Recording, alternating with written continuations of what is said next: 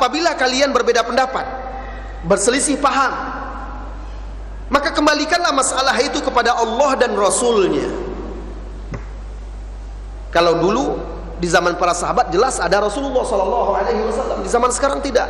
Maka maksudnya kembalikan kepada Allah dan Rasulnya, kembalikan kepada Al-Quran dan hadis-hadis Rasulullah SAW.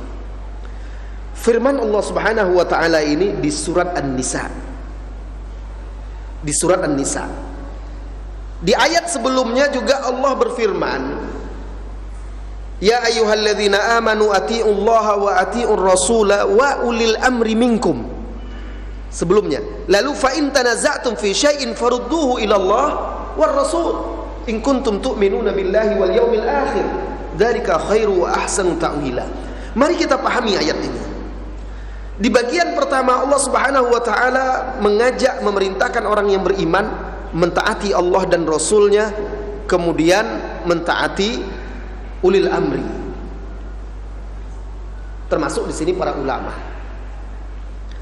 Di bagian yang berikutnya setelah itu Allah sebutkan lagi, kalau kalian berbeda pendapat, kembalikanlah kepada Allah dan Rasulnya jika kalian betul-betul beriman, karena itulah sebaik-baik penafsiran. Kenapa di sini tidak disebut ulil amri lagi? Di awal tadi, ketaatan dan kepatuhan kepada ulil amri pun mengikut ketaatan dan kepatuhan kepada Allah dan Rasulnya. Selama ulil amri, pemimpin dan ulama itu mengikuti Allah dan Rasulnya, tidak menyelisihi Allah dan Rasulnya, itu kita patuhi.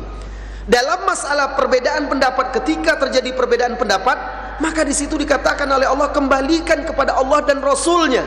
Tidak disebutkan lagi di sini ulil amri atau ulama itu. Kenapa? Karena landasan beragama itu, landasannya adalah Al-Quran dan Sunnah. Itu yang dalil. Perkataan ulama bukan dalil.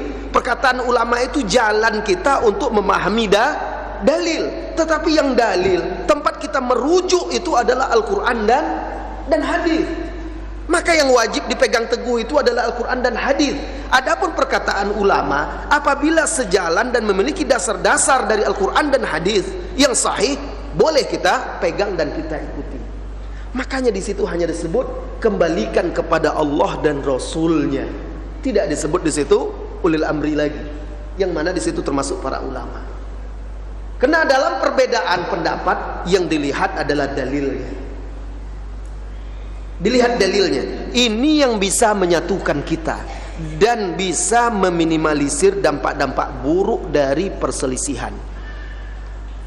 Kalaulah setiap kaum muslimin ketika terjadi perbedaan pendapat di tengah mereka dalam masalah-masalah agama, lalu mengembalikannya kepada Al-Quran dan hadis. Ada dua pendapat misalnya. Lihat pendapat yang pertama, apa dalilnya dari Al-Quran? Masalah ini ada tidak di dalam Al-Quran? Masalah ini ada tidak di dalam hadis-hadis Rasulullah SAW? Dilihat dalil-dalilnya.